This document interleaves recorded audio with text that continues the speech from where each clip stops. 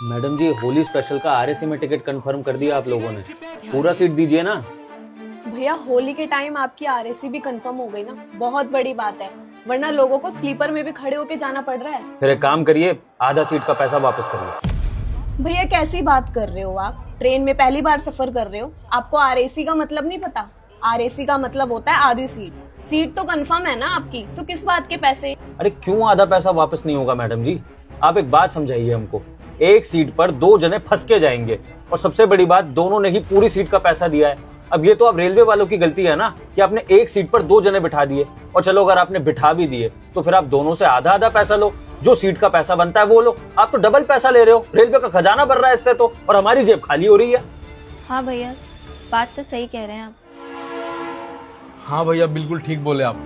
ये आरएसी का सिस्टम ना बहुत खराब है।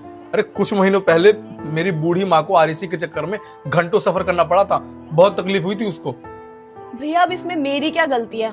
मैं तो अपनी जॉब पे बैठी हूँ, हमें तो यहाँ पे बस बटन दबाना होता है। अब सॉफ्टवेयर से जो टिकट निकल के आती है वो आप तक पहुँच जाती है। अब आपकी आरएसी में टिकट हुई है तो इसमें मैं क्या कर सकती हूँ? लेकिन सरकार का जो नियम कानून है मैं उसको ही फॉलो कर रही हूँ। मैं समझ रही हूँ आप लोगों की दिक्कत, मैं भी आप लोगों की तरह एक आम नागरिक हूँ। अगर कल को मैं ट्रेवल कर रही हूँ, मेरा आरएसी में टिकट कंफर्म होता है तो मुझे भी वही रूल फॉलो करना पड़ेगा। अगर आपको इतनी ही दिक्कत है ना तो आप डीआरएम में जाकर बात कीजिए। यही तो बात है मैडम जी, सरकार के बनाए नियमों पे हम आम जनता को चलना भी पड़ेगा और पिसना भी पड़ेगा।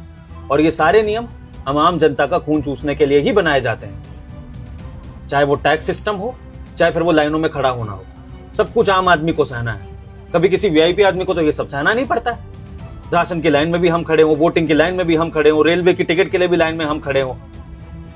अरे मैडम जी, अगर गलती से हम लोग ट्रेन में चढ़ जाए ना बिना टिकट के, तो फाइन इतना मोटा होता है ना कि अगर ना भर पाए तो जेल भी हो जाती है।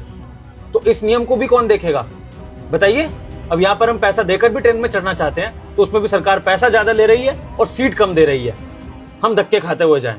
सरकार कभी भी जनता की सहूलियत के बारे में सोचेगी कि नहीं, या बस पैसा लूटने के तरीके बनाती रहेगी?